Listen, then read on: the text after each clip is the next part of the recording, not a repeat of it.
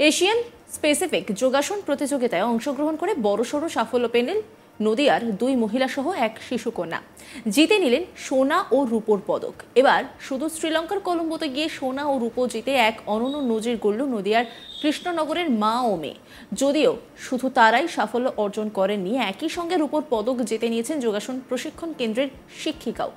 উল্লেখ্য, Asian specific যোগাসন প্রতিযোগিতায় নদিয়ার কৃষ্ণনগরের আস্থা প্রশিক্ষণ কেন্দ্রের হয়ে অংশগ্রহণ করেছিলেন কৃষ্ণনগর ঘূর্ণির বক্সি পাড়ার বাসিন্দা চম্পা হালদার ও তার ছোট্ট মেয়ে আরজহি হালদার, যেখানে অংশগ্রহণ করেছিলেন এশিয়ার বিভিন্ন দেশের প্রতিযোগীরা। একের পর এক ধাপ লড়াইয়ের পর মা চম্পা হালদার রৌপ্য পদক অধিকার করেন, আর মেয়ে দুটি প্রতিযোগিতায় অংশগ্রহণ করে ছিনিয়ে নেয় সোনা। যোগাসন প্রশিক্ষণ কেন্দ্রের প্রধান শিক্ষিকা বিপাশা মুখার্জি নিজেও এই প্রতিযোগিতায় অংশগ্রহণ করেন। তারপর বেশ কয়েক ধাপ লড়াইয়ের পরে জিতে নেন সিলভার, অর্থাৎ এশিয়ান স্পেসিফিক যোগাসন প্রতিযোগিতায় নদিয়ার ৩ জনের মুকুটে উঠল নতুন পালক। রৌপ্য পদক জয়ী মা চম্পা হালদার বলেন, এই প্রতিযোগিতায় অংশগ্রহণ করতে গিয়ে তাদের অনেক সমস্যার সম্মুখীন হতে হয়। একদিকে যেমন অর্থের প্রয়োজন, অন্যদিকে প্রয়োজন পরিবারের সহযোগিতা। পরিবারের সহযোগিতা পেলেও আর্থিক সমস্যায় তাঁরা ভুগেছিলেন, তবুও তারা পিছু হটেননি, এই প্রতিযোগিতায় অংশগ্রহণ করেছিলেন। তবে তার স্বামী অনেকটাই মনের সাহস জুগিয়েছেন বলেও জানান তিনি। চম্পা হালদার তিনি কি বলছেন শোনাব আপনাদের। এশিয়া প্যাসিফিক যোগাসনা কম্পিটিশন কি পেয়েছো? কলম্বো। কি পেয়েছো? আমি সেকেন্ড পজিশন পেয়েছি ট্র্যাডিশনালে। আচ্ছা, সোনা না গোল্ড? Silver medal. কতটা খুশি? ভীষণ ভীষণ খুশি। বাড়ির লোকজন কতটা খুশি? আমার এই যোগাসনের পেছনে দুজনের অবদান খুবই গুরুত্ব। যেটা হচ্ছে এক হচ্ছে আমার ম্যাম টিচার বিপাশা মুখার্জি, আর এক হচ্ছে আমার হাজব্যান্ড, যার সাপোর্টে আজকে আমি এখানটায়। ম্যাম আমাকে প্রচুর প্রচুর গাইড করেছে। উনি আমার জন্য অনেক অনেক সময় দেয় এক্সট্রা করে। উনি এই বয়সেও আমি যে এতদূর খেলতে পারবো ওনার জন্য সেটা সম্ভব। ভবিষ্যতে কতদূর যাওয়ার ইচ্ছা আছে দিদি? ভবিষ্যতে আমি যোগাটা আমি এতটাই ভালোবাসি, আমি যোগাটা নিয়েই এগোতে চাই। আর আমার হাজব্যান্ড ও ভীষণভাবে কষ্ট করে এই জায়গাটা আমাকে এতটাই সাপোর্ট করেছে যে ওর জন্য আজকে আমি খেলতে পারছি। এরকম সত্যি আমি ওকে পেয়ে গর্বিত। আর আমার টিচার বিপাশা মুখার্জি, ম্যাম কতটা গাইড দেয়? ম্যাম ভীষণ গাইড দেয়। ম্যামের জন্যই আজকে আমি খেলতে পারি। ম্যামের গাইডেই আজকে সবকিছু।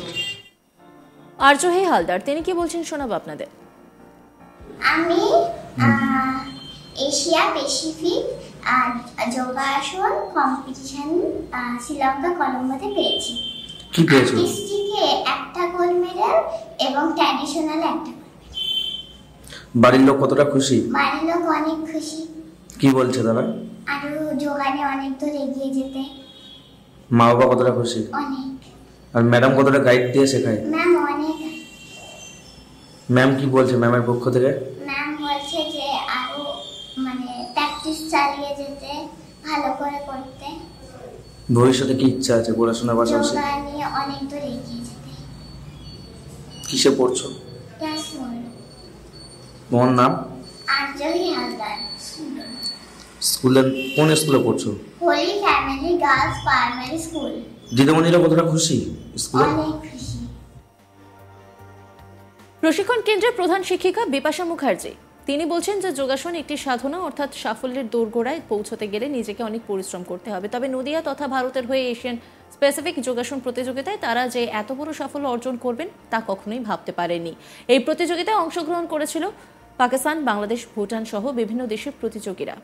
তারাও কোন অংশে কম ছিল না, লড়াইতে ছিল হাড্ডাহাড্ডি। তিনি এও জানান তার প্রশিক্ষণ কেন্দ্রে প্রায় ৩০০ জন কোচে কাঁচা ও অভিভাবকরা যোগাসন শেখে। অনেকেই হতে পেরেছেন রোগমুক্ত। এর আগে একাধিক প্রতিযোগিতায় অংশগ্রহণ করে এসেছে অনেক সাফল্য। এই প্রথম এশিয়া স্পেসিফিক যোগাসন প্রতিযোগিতায় এত বড় সাফল্য অর্জন হলো। তবে এক প্রকার বলা যেতেই পারে ৩ জনের এত বড় সাফল্যে খুশি নদিয়া তথা কৃষ্ণনগরবাসী। সাফল্য অর্জন করা ৩ জনেরই এখন একটা স্বপ্ন, আগামীতে আরো বড় সাফল্য অর্জন করার। তবে যোগাসন প্রশিক্ষণ কেন্দ্রগুলিতে মেলে না সরকারি সাহায্য। সরকার যদি একবার এই যোগাসন প্রশিক্ষণ কেন্দ্রগুলির উপরে একটু নজর দেয় তাহলে হয়তো তারা যোগাসন শিখছেন, তাদের ভবিষ্যৎ আগামীতে আরো উজ্জ্বল হতে পারে। জানাচ্ছেন প্রশিক্ষণ কেন্দ্রের শিক্ষিকা বিপাশা মুখার্জি। তিনি কি বলছেন শোনাব আপনাদের। না, আমি যোগাসনের প্রতি এত বেশি আগ্রহ, আমি এদের মানে টাইম দিয়ে করিয়ে যাই যে কতটা নিতে পারে ততটাই আমি দিতে পারি। আমার মানে 100% ওদের উপরে ইয়েটা থাকে যে যোগাসনের করবো আগ্রহ। এবং এরা কোন খেলায় কি পেয়েছে? আমরা গেছিলাম কলম্বো শ্রীলঙ্কাতে এশিয়া প্যাসিফিক যোগাসন প্রতিযোগিতা ছিল।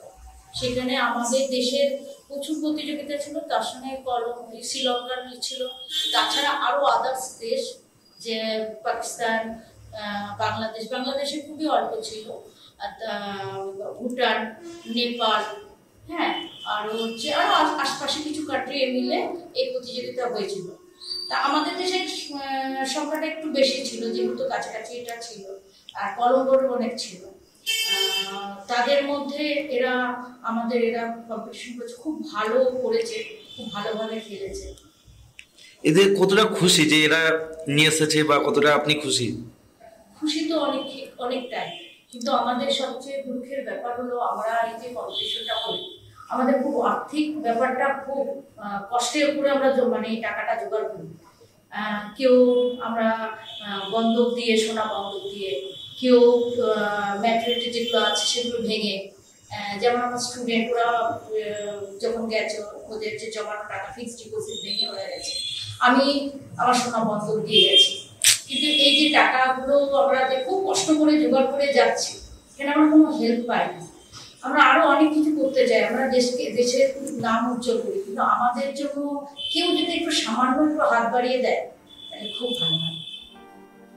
এনইটি রিপোর্ট তুলে ধরেছেন আমার কলিগ নিলয়, দেখাবো আপনাদের। শ্রীলঙ্কার কলম্বোতে এশিয়ান স্পেসিফিক যোগা প্রতিযোগিতায় জোড়া পদক নদিয়ায়, অর্থাৎ মা মেয়ের সোনা এবং রূপো জিতে নিল, তার সাথে আরও একজন। মোট 3 জনের এই পদক পেয়ে এখন উচ্ছ্বসিত সমগ্র নদিয়াবাসী। নদিয়ার ঘূর্ণির বাসিন্দা চম্পা এবং তার মেয়ে আজ্জহি দুজনাই কিন্তু পদক জিতলেন, অর্থাৎ সংসারে অভাব অনটন রয়েছেন এবং বিদেশে যাওয়ার কিন্তু একটা ব্যয়বহুল খরচ ছিল।